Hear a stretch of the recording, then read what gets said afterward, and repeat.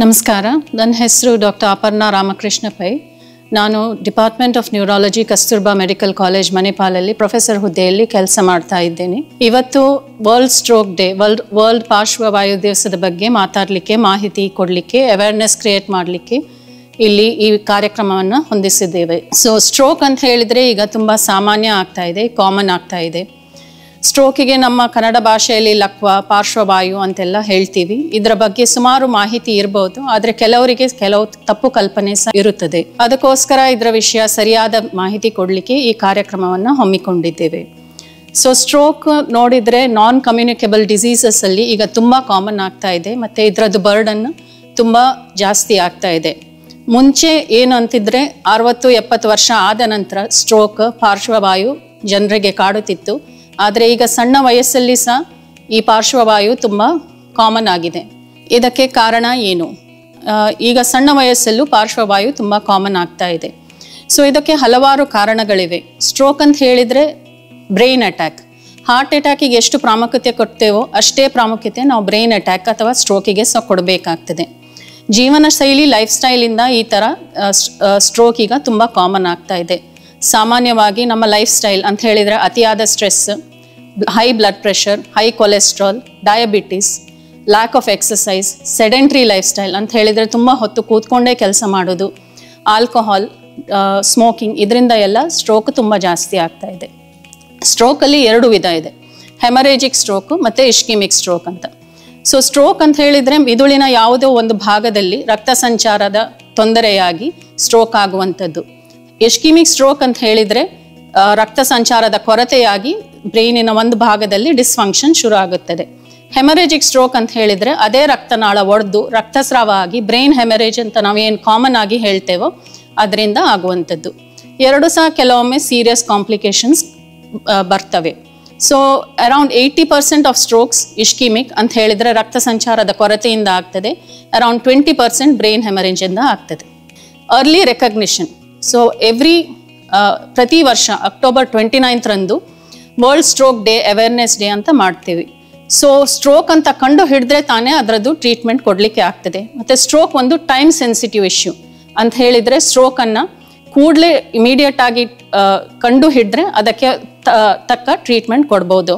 ಆದರೆ ಅದೇ ಟ್ರೀಟ್ಮೆಂಟ್ ಒಂದು 24 ಗಂಟೆ ನಂತರ ಕೊಟ್ಟರೆ ಅದಕ್ಕೆ ಸರಿಯಾದ ಫಲ ಸಿಗದೇ ಇರಬಹುದು. ಸೊ ಎವ್ರಿ ಮಿನಿಟ್ ಕೌಂಟ್ಸ್ ಅಂತ ಹೇಳಿದರೆ ಸ್ಟ್ರೋಕನ್ನು ಹೇಗೆ ಕಂಡು ಹಿಡಿಯೋದು? ಫಸ್ಟ್, ಇದು ಸ್ಟ್ರೋಕ್ ಅಂತ ಹೇಳಿದರೆ ಮಾತೊದ್ಲು ಬರುವಂಥದ್ದು, ಮುಖ ಒಂದು ಸೈಡಿಗೆ ಡಿವಿಯೇಟ್ ಆಗುವಂಥದ್ದು, ಕೈ ಕಾಲಲ್ಲಿ ಶಕ್ತಿಯ ಪ್ರಾಬ್ಲಮ್ ಬರುವಂಥದ್ದು, ಇಂಥದ್ದೆಲ್ಲ ಕಂಡು ಬಂದರೆ ಇದನ್ನು ಇಗ್ನೋರ್ ಮಾಡಲಿಕ್ಕೆ ಆಗೋದಿಲ್ಲ.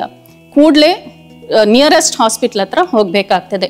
ಇದು ಸ್ಟ್ರೋಕ್ ಹೌದಾ ಅಲ್ವಾ, ಸಣ್ಣ ಸ್ಟ್ರೋಕಾ, ಮೇಜರ್ ಸ್ಟ್ರೋಕಾ, ಇದನ್ನೆಲ್ಲ ಕಂಡು ಹಿಡಿಬೇಕಾಗ್ತದೆ. ಸೊ ಇದನ್ನು ನೋಡಿದ ಕೂಡಲೇ, ಇಂಥ ಸಿಂಪ್ಟಮ್ಸ್ ಬಂದ ಕೂಡಲೇ ಸಾಮಾನ್ಯವಾಗಿ ಏನಾಗುತ್ತೆ ಅಂತ ಹೇಳಿದರೆ ಜನರು ಇಗ್ನೋರ್ ಮಾಡ್ತಾರೆ. ಇದು ಈಗ ಸರಿ ಆಗುತ್ತೆ, ಇದು ಏನೋ ನನಗೆ ವೀಕ್ನೆಸ್ ಆಯಿತು, ಹಾಗೆಲ್ಲ ಮಾಡುವಂಥದ್ದು ಸರಿಯಲ್ಲ. ಸೊ ಇಮಿಡಿಯೇಟ್ ಆಗಿ ಒಂದು CT ಅಥವಾ MRI ಇರುವಂಥ ಸ್ಟ್ರೋಕ್ ಕೇಪಬಲ್ ಹಾಸ್ಪಿಟಲ್ಗೆ ಹೋಗಬೇಕಾಗ್ತದೆ. ಸೊ ಸ್ಟ್ರೋಕಲ್ಲಿ ಕೆಲವೊಮ್ಮೆ ಮಿನಿ ವಾರ್ನಿಂಗ್ಸ್ ಬರ್ತವೆ. ಈ ಮಿನಿ ವಾರ್ನಿಂಗ್ಸ್ ಏನಂತ ಹೇಳಿದರೆ transient ischaemic attacks. Transient ischaemic attacks ಅಂತ ಹೇಳಿದಾಗೆ ಈ ಸಿಂಪ್ಟಮ್ಸ್ಗಳು, ಮುಖ ಓರೆ ಆಗುವುದು, ಮಾತೊದ್ಲು ಬರುವಂಥದ್ದು, ಒಂದು ಸೈಡ್ ವೀಕ್ನೆಸ್ ಬರುವಂಥದ್ದು, ಒಂದು ಸ್ವಲ್ಪ ಸಮಯ, ಒಂದು 10-15 ನಿಮಿಷ ಬಂದು ಅದು ಸರಿ ಹೋಗುತ್ತೆ. ಆದರೆ ಅದನ್ನು ನಾವು ಇಗ್ನೋರ್ ಮಾಡಲಿಕ್ಕೆ ಆಗೋದಿಲ್ಲ. ಸರಿ ಹೋಯಿತು ಅಂತ ಇಮಿಡಿಯೇಟ್ ಆಗಿ ಹಾಸ್ಪಿಟ್ಲಿಗೆ ಹೋಗಬೇಕಾಗಿ ಬರ್ತದೆ. ಸೊ ಇಂಥ ಪರಿಸ್ಥಿತಿಯಲ್ಲಿ ಹಾಸ್ಪಿಟ್ಲಿಗೆ ಹೋದ ಕೂಡಲೇ ಅಲ್ಲಿ ಎಮರ್ಜೆನ್ಸಿ ಡಿಪಾರ್ಟ್ಮೆಂಟಲ್ಲಿ ಅಥವಾ ನ್ಯೂರಾಲಜಿ ಡಿಪಾರ್ಟ್ಮೆಂಟಿಂದ ಒಂದು ಅರ್ಜೆಂಟ್ ಇವ್ಯಾಲ್ಯುಯೇಷನ್ ಆಗುತ್ತೆ.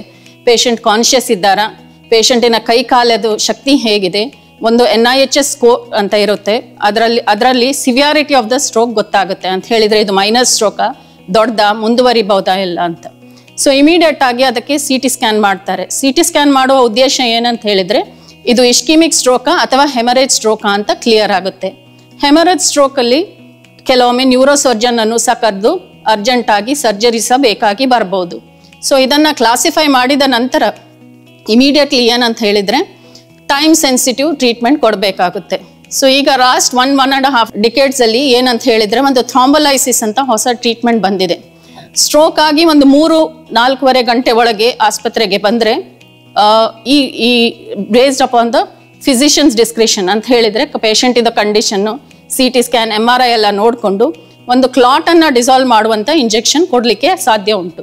ಇದರಿಂದ ರಿಸಲ್ಟ್ಸು ಇನ್ನೂ ಒಳ್ಳೆಯದಾಗುತ್ತೆ. ಇದರಲ್ಲಿ 2 ಇಂಜೆಕ್ಷನ್ಸ್ ಉಂಟು, ಆಲ್ಟಿಪ್ಲೇಸ್ ಮತ್ತು ಟೆನೆಕ್ಟಿಪ್ಲೇಸ್ ಅಂತ.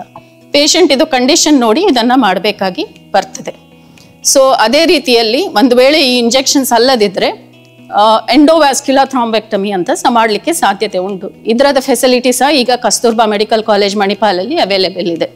ಎಂಡೋವ್ಯಾಸ್ಕ್ಯುಲರ್ ಥ್ರಾಂಬೆಕ್ಟಮಿ ಅಂತ ಹೇಳಿದರೆ ನಾವು ಹಾರ್ಟಿಗೆ ಹೇಗೆ ಮಾಡ್ತೇವೋ ಅದೇ ರೀತಿ ಆಂಜಿಯೋಗ್ರಾಮ್ ಮಾಡಿ ಎಲ್ಲಿ ಬ್ಲಾಕ್ ಇದೆ ಆ ಕ್ಲಾಟ್ ತೆಗೆದು ಸ್ಟೆಂಟ್ ಎಲ್ಲ ಹಾಕುವ ಪಾಸಿಬಿಲಿಟಿ ಇದೆ. ಸೊ ಇದೆಲ್ಲ ಟೈಮ್ ಸೆನ್ಸಿಟಿವ್ ಇಶ್ಯೂಸ್. ಇವತ್ತಿದು ಸಿಂಪ್ಟಮಿಗೆ ನಾಳೆ ಮಾಡ್ತೇನೆ ಅಂತ ಹೇಳಲಿಕ್ಕೆ ಆಗುವುದಿಲ್ಲ. So as fast as possible within 3 to 4.5 hours or maximum within 24 hours ಇದನ್ನೆಲ್ಲ ನಾವು ಸಾರ್ಟ್ ಔಟ್ ಮಾಡಬೇಕಾಗಿ ಬರ್ತದೆ.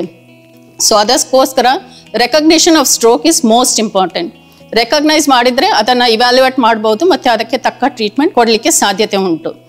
ಒಂದ್ಸತಿ ಇದೆಲ್ಲ ಟ್ರೀಟ್ಮೆಂಟ್ ಕೊಟ್ಟ ನಂತರ ಅದಕ್ಕೆ ಫಾಲೋ ಅಪ್ ಟ್ರೀಟ್ಮೆಂಟು ಬೇಕಾಗುತ್ತೆ, ಲಾಂಗ್ ಟರ್ಮ್ ಟ್ರೀಟ್ಮೆಂಟು ಬೇಕಾಗುತ್ತೆ, as well as rehabilitation, advanced rehabilitation ಅಂತ ಹೇಳಿದರೆ ಕೈ ಕಾಲಿಗೆ ಪುನಃ ಬರಲಿಕ್ಕೆ so treatment, physiotherapy, occupational therapy, speech therapy ಇಂಥವುಗಳೆಲ್ಲ ಸೌಲಭ್ಯಗಳು ಇವೆ.